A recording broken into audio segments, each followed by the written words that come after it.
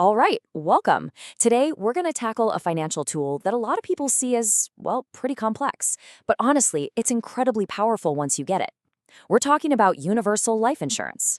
By the time we're done here, you'll know exactly how it works, who it's for, and what really makes it tick. So let's dive in. So let me just start with a question. What if your life insurance policy wasn't this rigid, fixed thing? What if it could actually adapt with you? Like when you get a new job or start a business or your family grows. That simple idea right there is the absolute heart of universal life insurance. So to really get a handle on that, we've got to start with a clear definition. Let's build a solid foundation so you can see exactly how all this flexibility actually works. Okay, so at its core, universal life, or just UL for short, is a type of permanent life insurance. But the two magic words you really need to remember are flexible and adjustable. This means you can change how much you pay in premiums, and you can even change your death benefit over time. Now, how does it stay alive? Simple. As long as there's enough cash value in the policy to cover its internal costs, the actual cost of the insurance plus any fees, it stays active. I absolutely love this analogy. If you think of whole life insurance as that really steady, predictable cousin who always pays the exact same bill on the exact same day, universal life is more like the entrepreneurial cousin. It's built for change, it's adaptable, but yeah, it also needs a little more of your attention. So let's really dig into that flexibility. Because this adaptability, this is the main advantage of UL. It's what puts you, the policyholder, squarely in the driver's seat of your financial plan. And this right here is where UL really shines. I mean, think about it. You have a great year in your business? Awesome. You can dump more money into the policy and build that cash value way faster. But if you hit a tough quarter, you can scale back and just pay the minimum. Or if you've built up enough cash value, you might even be able to skip a payment altogether.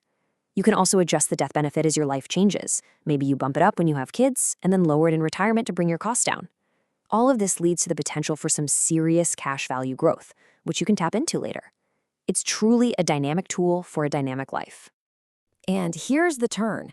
This incredible freedom and control, it isn't free. With all that flexibility comes a huge trade-off, and it is absolutely critical that you understand this part. And that price is responsibility.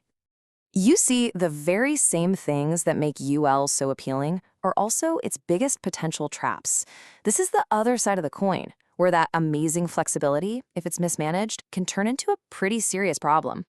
Now this right here, this is the #1 reason UL policies fail, so you've got to get this.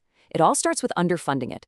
Then, as you get older, the internal cost of the insurance itself, the pure price for your death benefit, it just naturally goes up. That's just how it works. Now, if market interest rates are low at the same time, your cash value isn't growing fast enough to fight off those rising costs. And eventually, the costs eat up the entire account and the policy lapses. It just dies, often right when you need it the most. This is exactly why so many policies that were sold back in the high-interest 80s are in so much trouble today.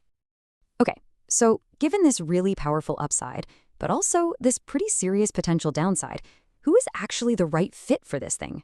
Let's take a look at the ideal person for a UL policy. It really boils down to people whose financial lives aren't just a straight, predictable line. We're talking about business owners, entrepreneurs, salespeople, anyone with a variable income. They can use that flexibility to their advantage, pay more in the good years and pull back in the lean ones. It's also a great fit for people who need that permanent, lifelong coverage for things like estate planning, but want something more affordable than a traditional whole life policy.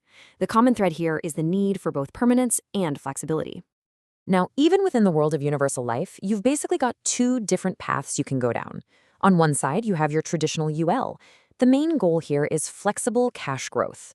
To make it work, you have to intentionally pay more than the bare minimum. It's a strategy called overfunding, so you can build up that cash value. This is for someone who really wants to actively manage their policy as a growth asset. But then on the other side, you have guaranteed UL, or GUL. This is for the person who says, look, I just want the cheapest possible permanent death benefit guaranteed for life no matter what. You can almost think of it as permanent term insurance. You get all the protection, but with little to no cash value to manage or, well, to worry about. Whew, okay. We've covered a lot of ground, right? From flexibility and control all the way to risk and responsibility. But if you walk away from this with just one single crucial idea, I want it to be this. This is the golden rule right here. Universal life is not a set-it-and-forget-it product. Unlike other things you can just buy and ignore, the success or failure of a UL policy rests almost entirely on your shoulders. It absolutely demands that you review it at least once a year to make sure its funding is on track to actually do what you want it to do. Without that active management, you're just leaving its future completely up to chance. And that really brings us to the final thought. The policy itself is designed to be one of the most adaptable financial tools out there. But its flexibility is only as good as your willingness to manage it. So at the end of the day, the real question isn't just about the product, it's about you. Thanks for tuning in.